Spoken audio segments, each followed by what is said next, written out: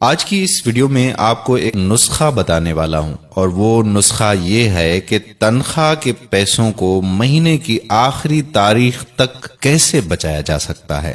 تو اس حوالے سے آج کی اس ویڈیو میں آپ سے ہوگی بات۔ یہ واقعہ ایک سعودی نوجوان کا ہے۔ یہ اپنی زندگی سے مطمئن نہیں تھا۔ اس کی تنخواہ صرف 4000 ریال تھی۔ شادی شدہ ہونے کی وجہ سے اس کے اخراجات اس کی تنخواہ سے کہیں زیادہ تھے۔ مہینہ ختم ہونے سے پہلے ہی اس کی تنخواہ ختم ہو جایا کرتی تھی اور اسے قرضہ لینا پڑتا تھا۔ یوں وہ آہستہ آہستہ قرضوں کی دلدل میں ڈوبتا چلا جا رہا تھا، اور اس کا یقین بنتا جا رہا تھا کہ اب اس کی زندگی اسی حال میں ہی گزرے گی۔ باوجود یہ کہ اس کی بیوی اس کے مادی حالت کا خیال کرتی، لیکن قرضوں کے بوجھ میں تو سانس لینا بھی دشوار ہوتا جا رہا تھا۔ ایک دن وہ اپنے دوستوں کی مجلس میں گیا۔ وہاں اس دن ایک ایسا دوست بھی موجود تھا جو صاحب رائے آدمی تھا، اور اس نوجوان کا کہنا تھا کہ میں اپنے اس دوست کے مشوروں کو قدر کی نگاہ سے دیکھتا تھا۔ کہنے لگا کہ میں نے اسے باتوں باتوں میں اپنی کہانی کہہ سنائی اور اپنی مالی مشکلات اس کے سامنے رکھی۔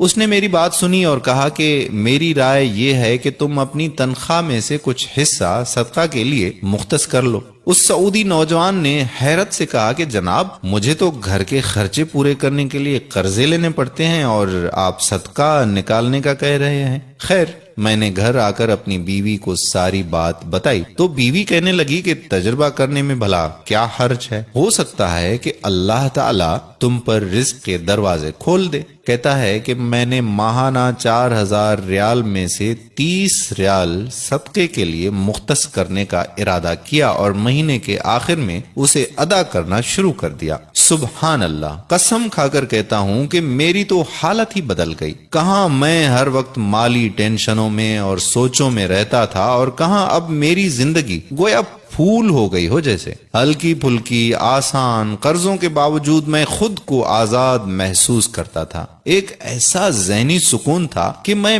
بیان نہیں کر سکتا۔ پھر چند ماہ بعد میں نے اپنی زندگی کو سیٹ کرنا شروع کر دیا، اپنی تنخواہ کو حصوں میں تقسیم کیا، اور یوں ایسی برکت ہوئی جیسے پہلے کبھی نہیں ہوئی تھی۔ میں نے حساب لگایا اور مجھے اندازہ ہو گیا کہ کتنی مدت میں انشاءاللہ قرضوں کے بوجھ سے میری جان چھوٹ جائے گی۔ پھر اللہ جل شانہ نے ایک اور راستہ کھولا، اور میں نے اپنے ایک عزیز کے ساتھ اس کی پراپرٹی ڈیلنگ کے کام میں حصہ لینا شروع کر دیا۔ میں اسے گاہک لا کر دیتا اور اس پر مجھے مناسب پروفٹ حاصل ہو جاتا۔ الحمدللہ، میں جب بھی کسی گاہک کے پاس جاتا وہ مجھے کسی دوسرے تک رہنمائی ضرور کرتا۔ میں یہاں پر بھی وہی عمل دہراتا کہ مجھے جب بھی پروفٹ ملتا میں اس میں سے اللہ کے لیے صدقہ ضرور نکالتا۔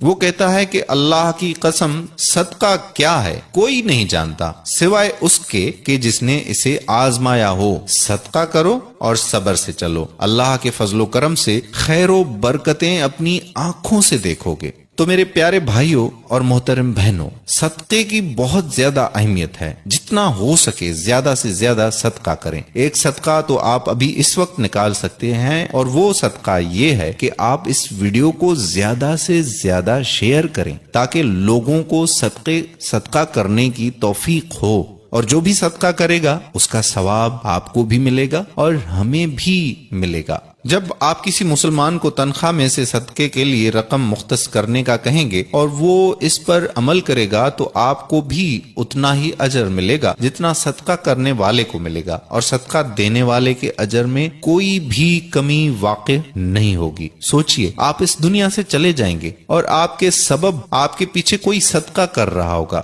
صدقے کی نیت سے اس ویڈیو کو زیادہ سے زیادہ اپنے دوستوں احباب کے ساتھ شیئر کریں۔ آخر میں وہی التجا کہ آپ